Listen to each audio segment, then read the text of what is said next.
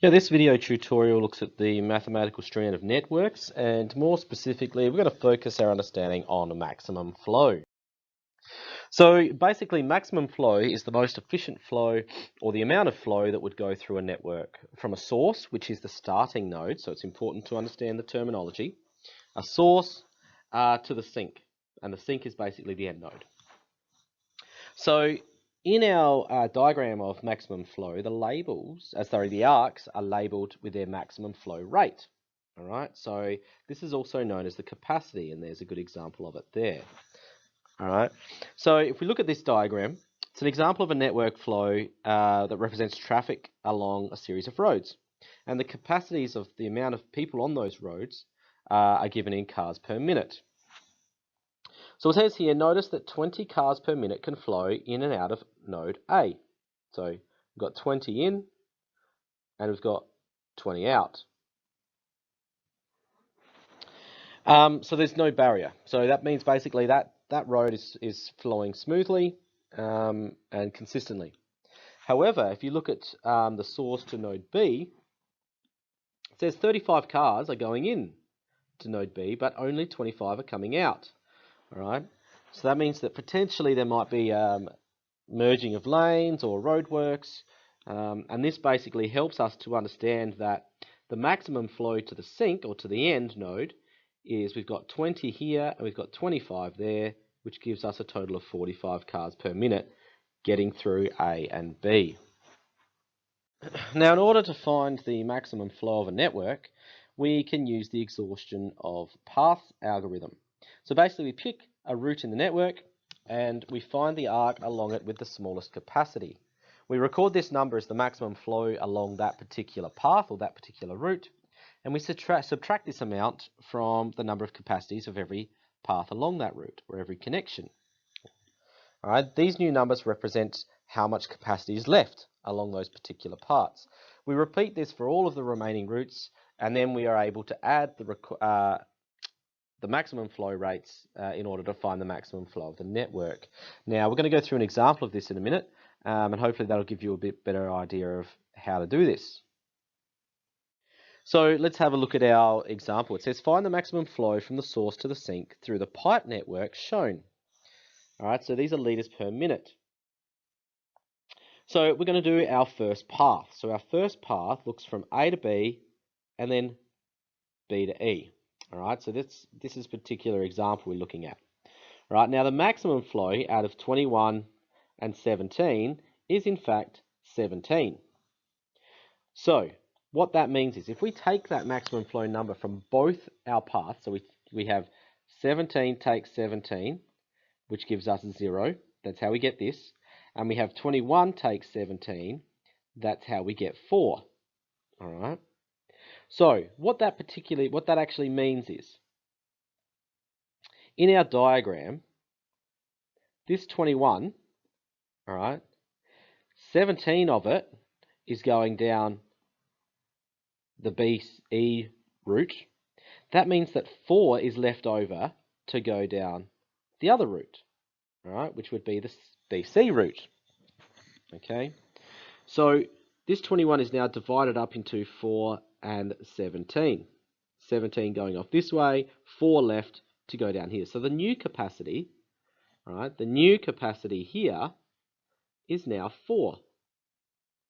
All right, so we've got 4, then we've got 11 and 7. That's where we get our maximum flow of 4, because if we follow down these paths, 4 is the smallest. Now, once we've done that, we can then subtract 4 from our values. Let's use a different color to highlight this. So we had 13, sorry, and we took 4, so that left 9 there. We had 11, and we took 4, so that left 7. We had 4, and we took 4, so that's where we get our 0 from. Okay, so there's no more capacity left in the pipe from A to B, because 17 of it was used in the first example up here. The 4 of it was used there, so now we have none left. So now when we go to our next example, this AB actually has a capacity of 0, because we've used up the 21 already. The 21 was used here. Okay, there's our 21 capacity. So we actually have no capacity left if we go from A to B to C to D to E. So if we follow this path, we actually have nothing. All right, nothing left. Our 21 original capacity of AB, 21 has been used. All right, so now it leaves us with one path left. That is A to D and D to E. We know we've got 18 and we've got 16. We know that 16 is the least there. All right, so we're left with a capacity of 2 from A to D, but it doesn't really matter because that's the last path we've got. So now, in order to find out our total litres per minute, we need to add our maximum flow values. Okay, we add all these. Here they are, and that gives us a total of 37 litres per minute. All right, so remember to take away the maximum flow from all of the different connections we've got in order to realise how much capacity is left over in them. Okay, so here's a practice question to try and implement what we just talked about. Please feel free to pause the video. When you think you've got the correct answer, continue the video and we'll see how you went. Okay, so let's see how you went. In our first example, we had a flow of 1 to 2, 2 to 3, 3 to 5. Now the maximum here is 7. So my maximum flow is 7. If I then take away the numbers, I end up with 2 and I end up with 5. All right, let's use a different number, different letter, color. Yeah. If I'm going to go down the middle, I've got a maximum flow of 11. And if I'm going to go down the other side, I've got a maximum flow of 5. All right, and that's going to give me a total of 23. If we look at our next diagram, it's important to understand that we focus on the direction of these connections. Okay, so my first connection looks like this, across here. So my maximum flow there is 9. What that does is that makes this a 0, makes that a 2, and makes that a 4.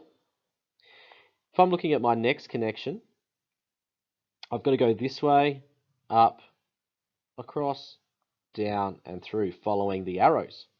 So I've got 12, 8, 7. Remember, there's a 0 up here. So my maximum flow for this particular color is going to be 0.